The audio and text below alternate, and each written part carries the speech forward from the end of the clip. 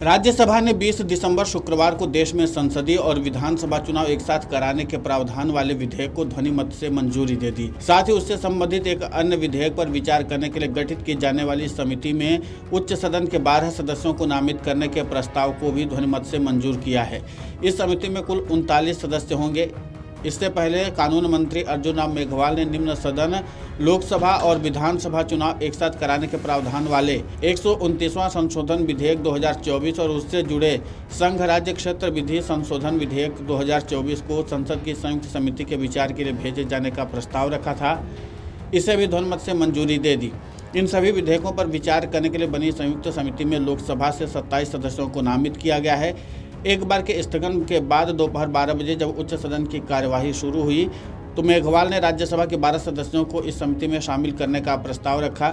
उच्च सदन से इस समिति में भारतीय जनता पार्टी के घनश्याम तिवारी, भुवनेश्वर कलिता, के लक्ष्मण, कविता पाटीदार, जनता दल यूनाइटेड के संजय झा, कांग्रेस के रणदीप सिंह सुरजेवाला और मुकुल वासनिक, तृणमूल कांग्रेस से साकेत गोखले, द्रविड़ मुनेत्र कशगम के पी विल्सन, आम आदमी पार्टी के संजय सिंह, बीजू जनता दल के मानस रंजन मंगराज और वाईएसआर कांग्रेस के वी विजय साई रेड्डी को शामिल किया गया।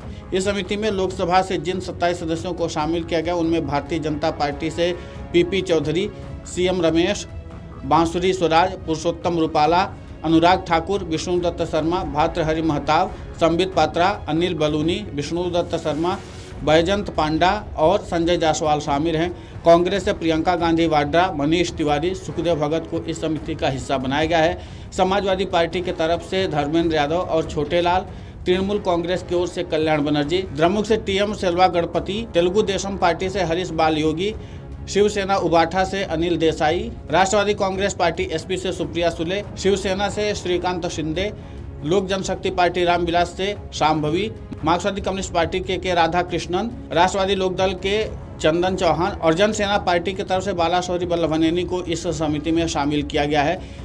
एक देश एक चुनाव पर बनी जेपीसी के लिए राज्यसभा से घनश्याम तिवारी, भुवनेश्वर कलिता, डॉक्टर के लक्ष्मण, कविता पाटीदार, संजय कुमार झा, रणदीप सुरजेवाला, मुकुल वासनिक, साकेत गोखले, पी विल्सन, संजय सिंह, मानस रंजन, विजय साई रेड्डी चुने गए हैं। समिति को आगामी बजट सत्र के अंतिम सप्ताह के पहले दिन तक रिपोर्ट पेश करने के लिए कहा गया है। इन विधेयकों को 17 दिसंबर को लोकसभा में पेश किया गया था। सदन में मत विभाजन के बाद 129वें संविधान संशोधन विधेयक 2024 को फिर से स्थापित किया गया।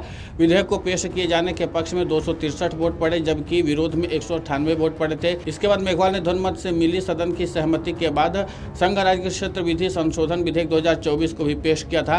कांग्रेस और विपक्षी दलों ने विधेयक पेश किए जाने का विरोध करते हुए आरोप लगाया था कि यह संविधान के मूल ढांचे पर हमला है। उन्होंने ये भी कहा था कि विधेयक को संयुक्त संसदीय समिति के पास भेजा जाना चाहिए।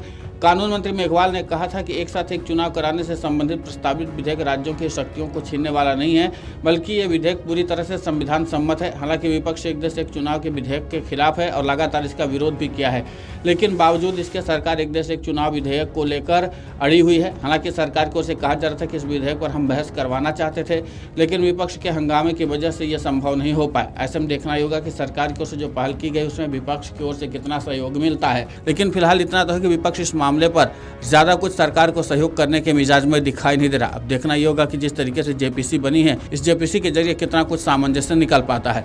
वीडियो डेस्क कमरुजाला.com। अगर आप ये वीडियो YouTube पर देख रहे हैं तो हमारे चैनल को सब्सक्राइब कर बेल आइकन दबाएं और Facebook पर देख रहे हैं तो हमारे पेज को लाइक करें।